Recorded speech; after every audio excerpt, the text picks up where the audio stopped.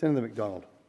Thank you, Acting Deputy President, and I rise today to point out that those calling for the end of mining in this country are also calling for the end of our economy as we know it, the end of many small family-owned businesses and the end of high-paying regional jobs, the end of royalties and taxes flowing into government coffers to pay for roads, for schools, for hospitals, and the end of serious investment, $27 billion, over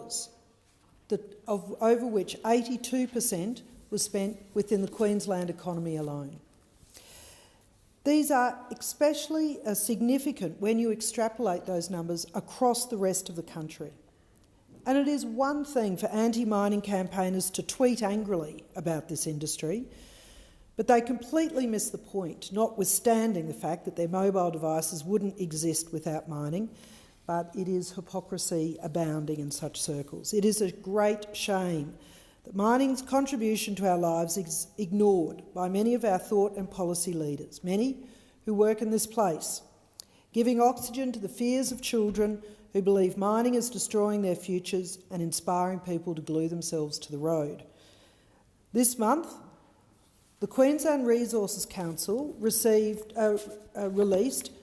their 8th Code Effectiveness Report 2021, and this is a review of the Code of Practice for local content expenditure.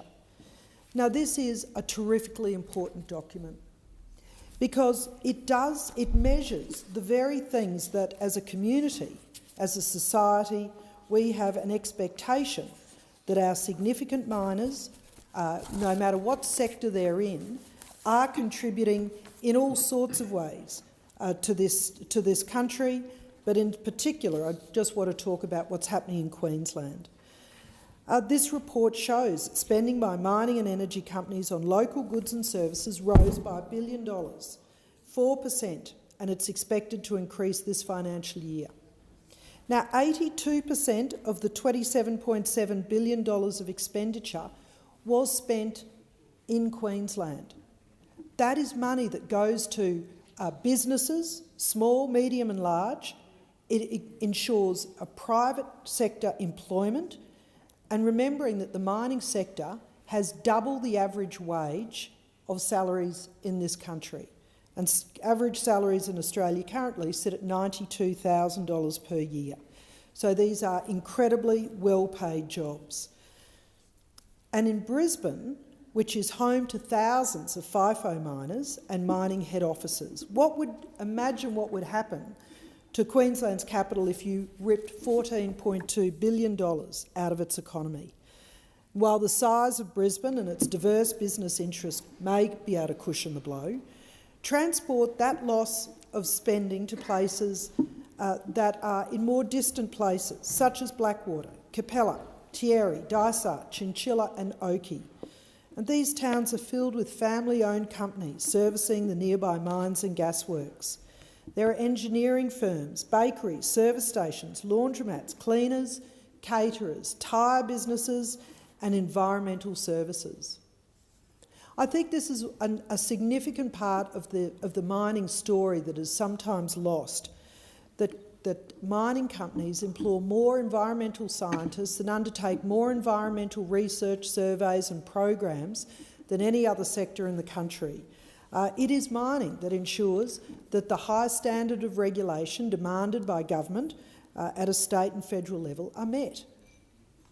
This is something that mining companies, miners, are determined to achieve, and their ESG responsibilities are something that they are incredibly proud of.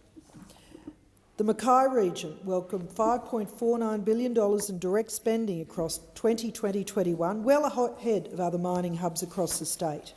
And the Isaac region, home to 27 operating coal mines, welcomed $2.12 billion in direct spending, while Gladstone reaped $2.12 billion and the Central Highlands $1.28 billion. This report is an important measure of the contributions of these companies supporting local businesses and supply chains in the regions in which they operate in right across Queensland. And the money has enormous flow-on benefits, not to mention the royalties and taxes on top of these figures that go, as I said before, to roads, to schools, to hospitals, and all of those services that we expect government to provide. Mining companies and businesses are also embedded in their local communities. They sponsor sporting teams, they fund community infrastructure like pools and playgrounds, but most importantly of all, they provide the well-paid, purposeful, meaningful work that allows Queenslanders to have a quality of life that would not exist without the operations of these mining companies.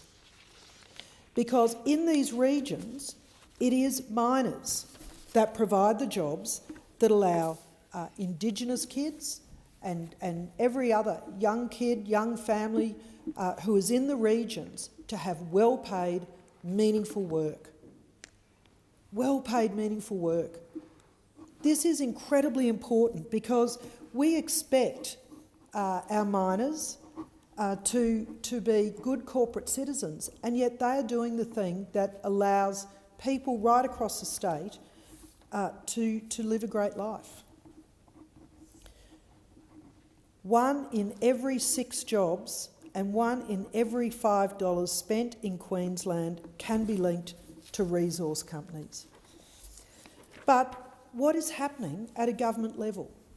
Well, in Queensland, the state government has increased royalties. 3 years ago, it was an increase in gas royalties, and most recently, completely unconsultative, an increase in coal royalties.